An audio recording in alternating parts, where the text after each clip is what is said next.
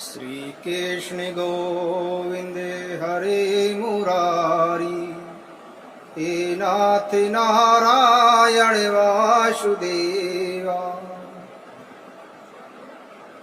सूत जी कहते हैं कि भगवान श्री कृष्ण की कृपा से राजा परीक्षित अपनी माता की कोख में अश्वत्थामा के ब्रह्मास्त्र से जल जाने पर भी मरे नहीं। जिस समय ब्राह्मण के शाप से उन्होंने डसने के लिए तक्षक आया, उस समय वे प्राणनाश के महान भय से भयभीत नहीं हुए, क्योंकि उन्होंने अपना चित्त भगवान श्री कृष्ण के चरणों में समर्पित कर रखा था। उन्होंने सबकी आसक्ति छोड़कर गंगा तट पर जाकर श्री सुखदेव जी से उपदेश ग्रहण किया और इस प्रकार भगवान के स्वरूप को जानकर अपने शरीर को त्याग दिया। जो लोग भगवान श्री कृष्ण की लीला कथा कहते रहते हैं, उस कथा अमृत का पान करते रहते हैं और इन दोनों ही साधनों के द्वारा उनके चरण कमलों का स्मरण करते रहते हैं, उन्हें अंत काल में मोह नहीं होता। जब तक पृथ्वी पर अभिमन्यु नंदन महाराज परीक्षित सम्राट रहे, तब तक चारों ओर व्याप्त हो जाने पर भी कलयुग कुछ भी प्रभाव नहीं था। कलयुग का कुछ भी प्रभाव नहीं था। वैसे तो जिस क्षण श्री कृष्ण ने पृथ्वी का परित्याग किया, उसी समय पृथ्वी में अधर्म का मूल कारण कलयुग आ गया था। भ्रमर के समान सारग्राही सम्राट परीक्षित कलयुग से कोई द्वेष नहीं रखते थे, क्योंकि इसमें यह बहुत बड़ा गुण है कि पुण्य कर्म तो संकल्प मात्र से ही फलीभूत हो जाते हैं, परंतु पाप कर्म का फल शरीर से करने पर ही मिलता है। कहने का तात्पर्य हुआ कि पुण्य कर्म यदि हम अपने मन में सोचते हैं तो पुण्य कर्म का मानसिक फल मिलता है, परंतु पाप कर्म का मानसिक फल नहीं मिलता। यह भेड़िए के समान बालकों के प्रति शूरवीर और धीर वीर पुरुषों के लिए बड़ा भीरू है। यह प्रमादी मनुष्यों को अपने वश में करने के लिए ही सदा सावधान रहता है। शौनक आदि ऋषियों, आप लोगों को मैंने भगवान की कथा से युक्त राजा परीक्षित का पवित्र चरित्र सुनाया। आप लोगों ने यही पूछा था कि भगवान श्री कृष्ण कीर्तन करने योग्य बहुत सी लीलाएं करते हैं, इसीलिए उनके गुण और लीलाओं के संबंध रखने वाली जितनी भी कथाएं हैं, कल्याणकामी पुरुषों को उन सब का सेवन करना चाहिए। ऋषियों ने कहा, सौम्य स्वभाव सूत जी, आप युग युग जिए, क्योंकि मृत्यु के प्रवाह में पड़े हुए हम लोगों को आप भगवान श्री कृष्ण के अमृतमय उज्ज्वली कीर्ति का श्रवण कराते हैं। यज्ञ करते करते उसके धुएं से हम लोगों का शरीर धूमिल हो गया है, फिर भी इस कर्म का कोई विश्वास नहीं है। इधर आप तो वर्तमान में ही भगवान श्री कृष्ण के चरण कमलों का मादक और मधुर मधु पिलाकर हमें तृप्त कर रहे हैं। भगवत प्रेमी भक्तों के लव मात्र के सत्संग से स्वर्ग एवं मोक्ष की तुलना भी नहीं की जा सकती। फिर मनुष्य के तुच्छ भोग की तो बात ही क्या है। ऐसा कौन रसमर्मज्ञ होगा जो महापुरुषों के एकमात्र जीवन सर्वस्व श्री कृष्ण की लीला कथाओं से तृप्त हो जाए। समस्त प्राकृत गुणों से अतीत भगवान के अचिंत्य अनंत कल्याण में गुणों का सार ब्रह्मा शंकर आदि बड़े बड़े योगेश्वर भी नहीं पा सके। आप भगवान को ही अपने जीवन का ध्रुवतारा मानते हैं, इसलिए आप सत्पुरुषों के एकमात्र आश्रय भगवान के उदार और विशुद्ध चरित्रों का हम श्रद्धालु श्रोताओं के लिए विस्तार से वर्णन कीजिए। भगवान के परम प्रेमी महायुद्धि परीक्षित ने श्री सुखदेव जी के उपदेश किए हुए जिस ज्ञान से मोक्ष स्वरूप भगवान के चरण कमलों को प्राप्त किया, आप कृपा करके उसी ज्ञान और परीक्षित के परम पवित्र व्याख्यान का वर्णन कीजिए, क्योंकि उसमें कोई बात छिपा कर नहीं कही गई होगी और योग निष्ठा का निरूपण किया गया होगा। उसमें पद पद पर भगवान श्री कृष्ण की लीलाओं का वर्णन हुआ होगा। भगवान के प्यारे भक्तों को वैसा प्रसंग सुनने में बड़ा रस मिलता है। सूत जी कहते हैं, जाति में उत्पन्न होने पर भी महात्माओं की सेवा करने के कारण आज हमारा जन्म सफल हो गया, क्योंकि महापुरुषों के साथ बातचीत करने मात्र से ही नीच कुल में उत्पन्न होने की मनोव्यथा शीघ्र ही मिट जाती है। फिर उन लोगों की तो बात ही क्या है जो सत्पुरुषों के एकमात्र आश्रय भगवान का नाम लेते हैं। भगवान की शक्ति अनंत है, वे स्वयं अनंत हैं। वास्तव में उनके गुणों की अनंतता के कारण ही उन्हें अनंत कहा गया है। भगवान के गुणों की क्षमता भी जब तक कोई नहीं कर सकता, तब उनसे बढ़कर तो कोई और कैसे हो सकता है। उनके गुणों की यह विशेषता समझाने के लिए इतना कह देना ही पर्याप्त है कि लक्ष्मी जी आपने को प्राप्त करने की इच्छा से प्रार्थना करने वाले ब्रह्मादि देवताओं को छोड़कर भगवान के न चाहने पर भी उनके चरण कमलों की रज का ही सेवन करती हैं। ब्रह्मा जी ने भगवान के चरणों का प्रक्षालन करने के लिए जो जल समर्पित किया था, वही उनके चरण नकों से निकलकर गंगा जी के रूप में प्रवाहित हुआ। यह जल महादेव जी सहित सारे जगत को पवित्र करता है। ऐसी अवस्था में त्रिभुवन में श्री कृष्ण के अतिरिक्त भगवान शब्द का दूसरा और क्या अर्थ हो सकता है। जिनके प्रेम को प्राप्त करके धीर पुरुष बिना किसी हिचक के देह गे आदि की दृढ़ आसक्ति को छोड़ देते हैं और उस अंतिम परमहंस आश्रम को स्वीकार करते हैं जिसमें किसी को कष्ट नहीं पहुंचाना और सब ओर से उपशांत हो जाना ही स्वधर्म होता है। सूर्य के समान प्रकाशमान महात्माओं, आप लोगों ने मुझसे जो कुछ पूछा है वह मैं अपनी समझ के अनुसार सुनाता हूं।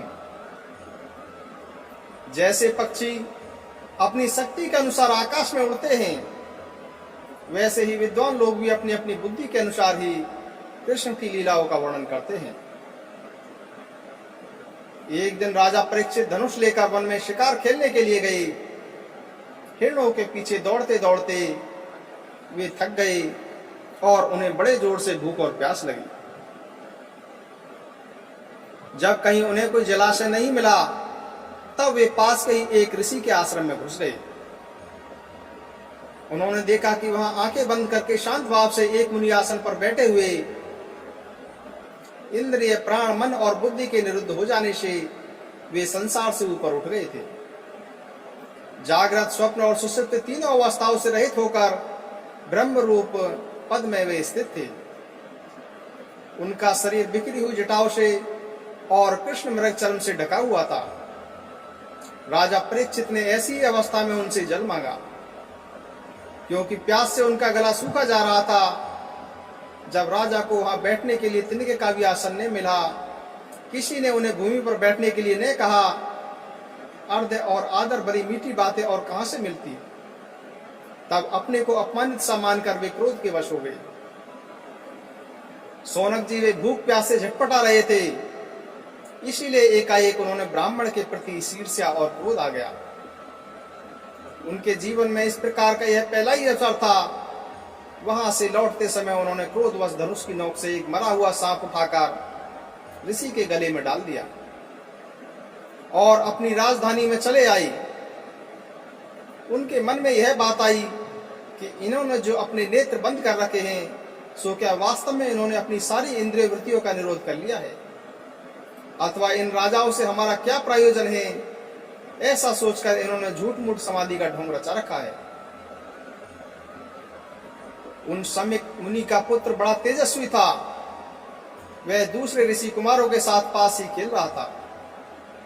जब उस बालक ने सुना कि राजा ने मेरे पिताजी के साथ दुर्व्यवहार किया है, तो वह इस प्रकार कहने लगा कि ये नरपति कहलाने वाले लोग भोजी कोये के समान षंड मुंड होकर इतना अन्याय करने लगे हैं। ब्राह्मणों के दास होकर भी ये दरवाजे पर पहरा देने वाले कुत्ते के समान अपने स्वामी का ही तिरस्कार करते हैं। ब्राह्मणों ने क्षत्रियों को अपना द्वारपाल बनाया है, उन्हें द्वार पर रहकर रक्षा करनी चाहिए। घर में घुसकर स्वामी के बर्तनों में खाने का उन्हें अधिकार नहीं है। अतः उन्मार्गामियों के शासक भगवान श्री कृष्ण के परम धाम पधार जाने पर इन मर्यादा तोड़ने वाले को आज मैं दंड देता हूं। मेरा तपोबल देखो। अपने साथी बालकों से इस प्रकार कहकर क्रोध से लाल लाल आंखों वाले उस ऋषि कुमार ने कौशिकी की नदी से जल आचमन करके अपनी वाणी रूपी वज्र का प्रयोग किया। परीक्षित ने मेरे पिता का अपमान करके मर्यादा का उल्लंघन किया है, इसीलिए मेरी प्रेरणा से आज के 7वें दिन उसे तक्षक सर्प डस लेगा। इसके बाद वह बालक अपने आश्रम पर आया और अपने पिता के गले में सांप देखकर उसे बड़ा दुख हुआ तथा वह ढाल मारकर रोने लगा। विप्रवर शौनक जी सम्यक मुनि ने अपने पुत्र का रोना चिल्लाना सुनकर धीरे धीरे अपनी आंखें खोली और देखा कि उनके गले में एक मरा हुआ सांप पड़ा है। उसे फेंककर उन्होंने पुत्र से पूछा कि बेटा तुम क्यों रो रहे हो? किसने तुम्हारा उपकार किया है? किसने तुम्हारा अपमान किया है? उनके इस प्रकार पूछने पर बालक ने सारा हाल कह दिया। महर्षि सम्यक ने राजा की साप की बात सुनकर अपने पुत्र का अभिनंदन नहीं किया। उनकी दृष्टि में परीक्षित साप के योग्य नहीं थे। उन्होंने कहा कि अरे मूर्ख बालक, तूने बड़ा पाप किया। खेद है कि उनकी थोड़ी सी गलती के लिए तूने उनको इतना बड़ा दंड दिया। तेरी बुद्धि अभी कच्ची है। तुझे भगवत स्वरूप राजा को साधारण मनुष्य के समान नहीं समझना चाहिए, क्योंकि राजा के दुष्य तेज से सुरक्षित और निर्भय रहकर ही प्रजा अपना कल्याण संपादन करती है। जिस समय राजा का रूप धारण करके भगवान पृथ्वी पर नहीं दिखाई देंगे, उस समय चोर बढ़ जाएंगे और अनिश्चित भेड़ों के समान एक क्षण में ही लोगों का नाश हो जाएगा। राजा के नष्ट हो जाने पर धन आदि चुराने वाले चोर जो पाप करेंगे, उसके साथ हमारा कोई संबंध न होने पर भी हम पर भी लागू होगा, क्योंकि राजा के न रहने पर लुटेरे बढ़ जाते हैं और वे आपस में मारपीट गाली गलौज करते हैं। साथ ही पशु, स्त्री और धन संपत्ति भी लूट लेते हैं। उस समय मनुष्यों का वर्ण आश्रम चार युक्त वैदिक आर्य धर्म लुप्त हो जाता है। अर्थ, लोभ और काम वासना के विवश होकर लोग कुत्तों और बंदरों के समान वर्ण संकर हो जाते हैं। सम्राट परीक्षित तो बड़े ही यशस्वी और धर्म धुरंधर हैं। उन्होंने बहुत से अश्वमेध यज्ञ किए हैं और वे भगवान के परम प्यारे भक्त हैं। वे ही राष्ट्रीय भूख प्यास से व्याकुल होकर हमारे आश्रम पर आए थे। वे साप के योग्य कदापि नहीं हैं। इस नासमझ बालक ने हमारे निष्पाप सेवक राजा का अपराध किया है। सर्व आत्मा भगवान कृपा करके इसे क्षमा करें। भगवान के भक्तों में ही बदला लेने की शक्ति होती है, परंतु वे दूसरों के द्वारा किए हुए अपमान, धोखेबाजी, गाली गलौज और मारपीट का कोई बदला नहीं लेते। महामणि सुमिक को पुत्र के अपराध पर बड़ा पश्चाताप हुआ। राजा परीक्षित ने जो उनका अपमान किया था तथा उस पर तो उन्होंने ध्यान ही नहीं दिया। महात्माओं का स्वभाव ही ऐसा होता है कि जगत में जब दूसरे लोग उन्हें सुख दुख आदि के द्वंद्व में डालते हैं, तब वे भी प्राय हर्षित और व्यथित नहीं होते, क्योंकि आत्मा का स्वरूप तो गुणों से सर्वथा परे है। सूत जी कहते हैं कि राजधानी में पहुंचने पर राजा परीक्षित को अपने उस निंदनीय कर्म के लिए बड़ा पश्चाताप हुआ। वे अत्यंत उदास हो गए और सोचने लगे कि मैंने निरपराध एवं अपना तेज छिपाई हुई ब्रह्मा के साथ अन्य पुरुष के समान बड़ा ही नीच व्यवहार किया है। यह बड़े खेद की बात है। अवश्य ही उन महात्मा के अपमान के फलस्वरूप शीघ्र से शीघ्र ही मुझ पर कोई घोर विपत्ति आने वाली है। मैं भी ऐसा ही चाहता हूं, क्योंकि उससे मेरे पाप का प्रायश्चित हो जाएगा और फिर कभी मैं ऐसा काम करने का दुस्साहस नहीं करूंगा। ब्राह्मणों की क्रोध अग्नि आज ही मेरे राज्य, सेना और भरे पूरे खजाने को जलाकर खाक कर दे, जिससे फिर कभी मुझ पर दुष्ट ब्राह्मण, देवता और गोए के प्रति ऐसी पाप वृद्धि न हो। वे इस प्रकार चिंता ही कर रहे थे कि उन्हें मालूम हुआ कि ऋषि कुमार के सांप से तक्षक तुम्हें डसेगा। उनको मालूम हुआ कि ऋषि कुमार के सांप से तक्षक मुझे डसेगा। उन्हें वह धधकती हुई आग के समान तक्षक का डसना बहुत भला मालूम हुआ। उन्होंने सोचा कि बहुत दिनों से मैं संसार में आसक्त हो रहा था, अब मुझे शीघ्र ही वैराग्य होने का कारण प्राप्त हो गया है।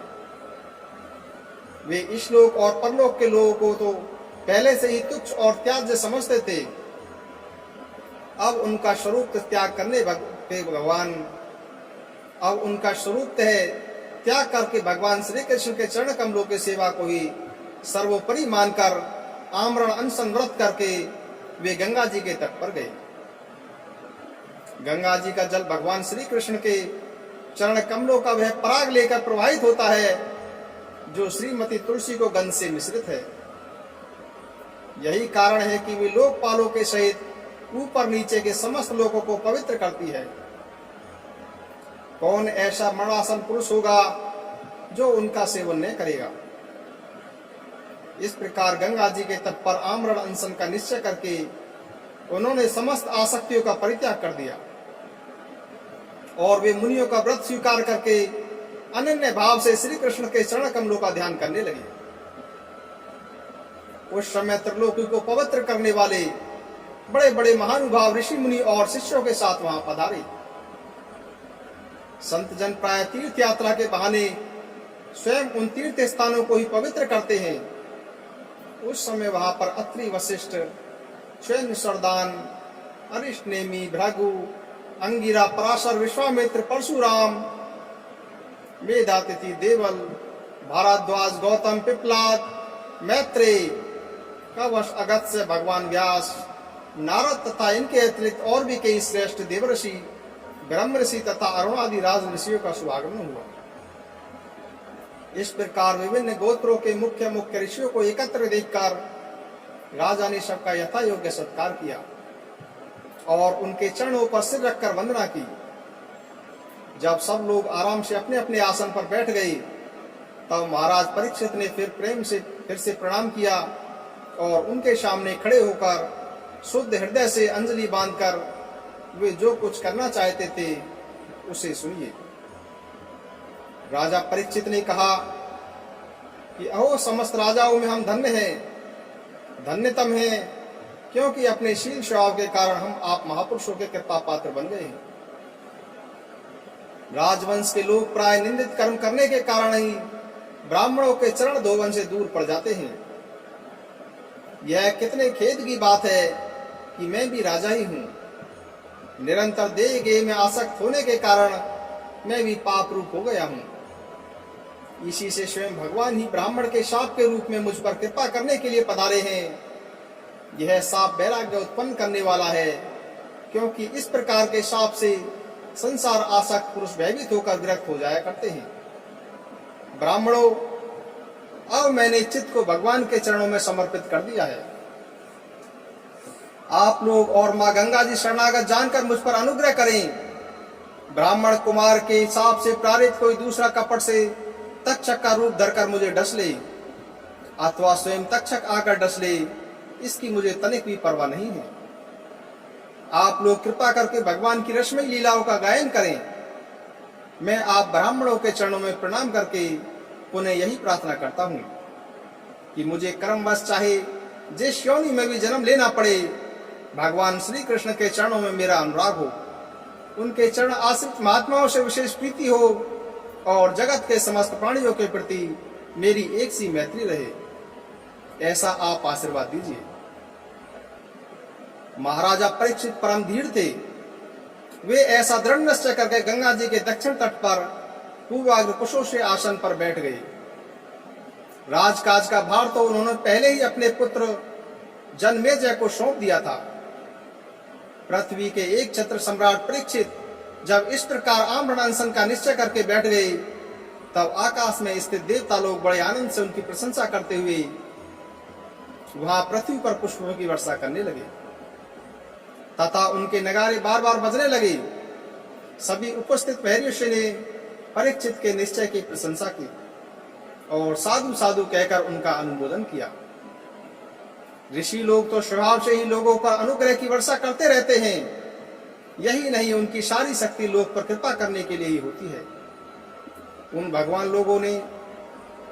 लोगों ने भगवान श्री कृष्ण के गुणों से प्रभावित परीक्षित के प्रति उनके अनुरूप वचन कहे। भगवान श्री कृष्ण के सेवक और अनुयायी आप पांडव वंशियों के लिए यह कोई आश्चर्य की बात नहीं है, क्योंकि आप लोगों ने भगवान की सन्निधि प्राप्त करने की आकांक्षा से उस राज सिंहासन का एक क्षण में ही परित्याग कर दिया, जिसकी सेवा बड़े बड़े राजा अपने मुक्तों से करते थे। हम सब तक ही रहेंगे जब तक ये भगवान के परम भक्त परीक्षित अपने नश्वर शरीर को छोड़कर माया दोष एवं शोक से रहित भगवान में नहीं चले जाते। ऋषियों के ये वचन बड़े ही मधुर, गंभीर, सत्य और समता से युक्त थे। उन्हें सुनकर राजा परीक्षित ने उन योग युक्त मुनियों का अभिनंदन किया और भगवान के मनोहर चरित्र सुनने की इच्छा से ऋषियों से प्रार्थना की, महात्माओं, आप सभी सब ओर से यहाँ पधारे हैं। आप सत्य लोक में रहने वाले मूर्तिमान वेदों के समान हैं। आप लोगों का दूसरों पर अनुग्रह करने के लिए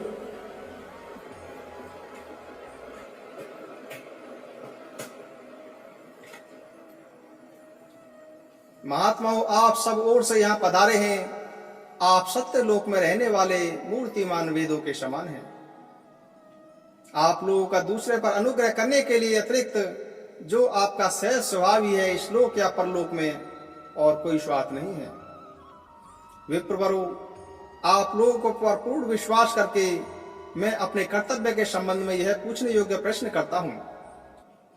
आप सभी विद्वान परस्पर विचार करके बतलाइए कि सबके लिए सब अवस्थाओं में और विशेषकर थोड़े ही समय में मरने वाले पुरुषों के लिए अंतःकरण और शरीर से करने योग्य विशुद्ध कर्म कौन सा है। उसी समय पृथ्वी पर स्वेच्छा से विचरण करते हुए किसी की ओर अपेक्षा न रखने वाले व्यास नंदन भगवान श्री सुखदेव जी महाराज वहां प्रकट हुए। वे वर्ण अथवा आश्रम के राय चिन्हों से रहित एवं आत्मा अनुभूति में संतुष्ट थे। बच्चों और स्त्रियों ने उन्हें घेर रखा था। उनका वेश अवधूत का था। 16 वर्ष की अवस्था थी। चरण, हाथ, जंगा, भुजाएं, कंधे, कपोल और अन्य सब अंग अत्यंत सुकुमार थे। नेत्र बड़े बड़े और मनोहर थे। नासिका कुछ ऊंची थी। कान बराबर थे। सुंदर भुएं थी। इनका मुख बड़ा ही शोभामान था। गला तो मानो सुंदर शंख ही था। हंसली ढकी हुई छाती चौड़ी और उभरी हुई नाभि भंवर के समान गहरी और उदार थी। अतिथि रूप से पधारे हुए श्री सुखदेव जी को सिर झुकाकर प्रणाम किया और उनकी पूजा की। उनके स्वरूप को न जानने वाले बच्चे और स्त्रियां उनकी यह महिमा देखकर वहां से लौट गए। सबके द्वारा सम्मानित होकर श्री सुखदेव जी श्रेष्ठ आसन पर विराजमान हुए। ग्रह, नक्षत्र और तारों से घिरे हुए चंद्रमा के समान ब्रह्म ऋषि, देवर्षि और राजसियों के समूह से आवृत श्री सुखदेव जी अत्यंत शोभायमान हुए। वास्तव में वे महात्माओं के भी आदरणीय थे।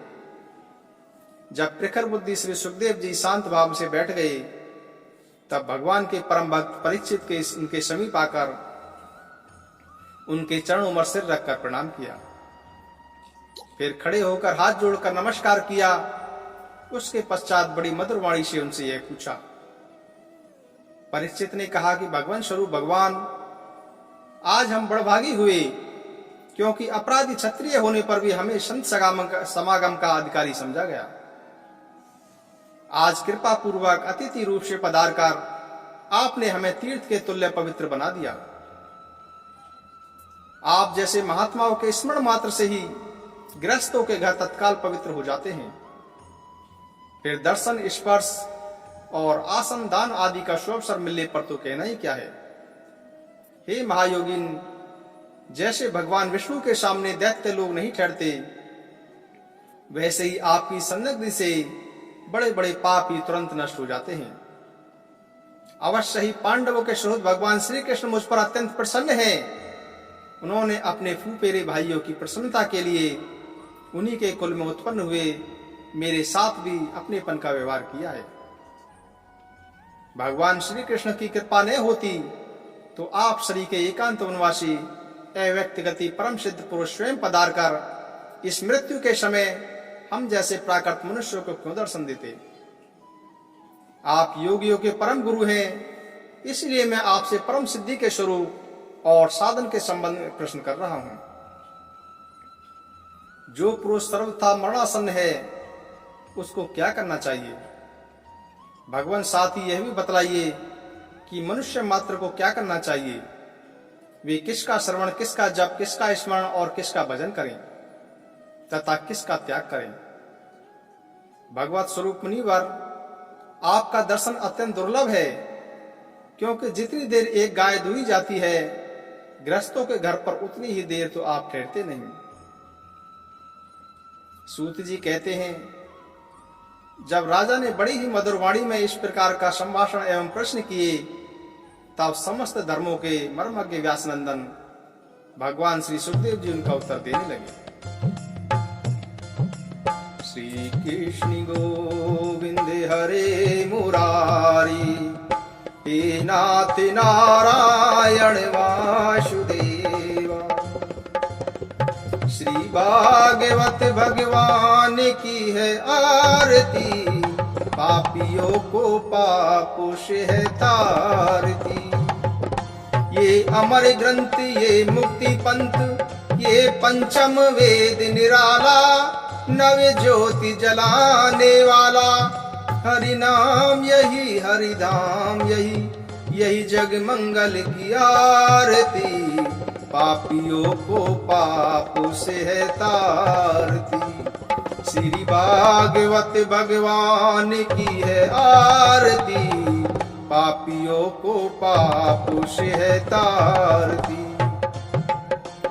ये शांति गीत पावन पुनीति, पापों को मिटाने वाला, हरि दर्श कराने वाला। यह सुख करनी, यह दुख हरनी, श्री मधुसूदन की आरती। पापियों को पापों से है तारती। श्री भागवत भगवान की है आरती, पापियों को पापों से है तारती। ये मधुर बोल जग पंद खोल, सन्मार्ग दिखाने वाला, बिगड़ी को बनाने वाला।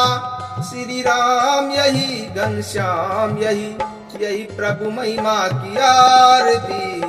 पापियों को पापों से है तारती। श्री भागवत भगवान की है आरती, पापियों को पापों से है तारती। श्री कृष्ण गोविंद हरे मुरारी, नाथ नारायण वासुदेवा। जय श्री कृष्ण।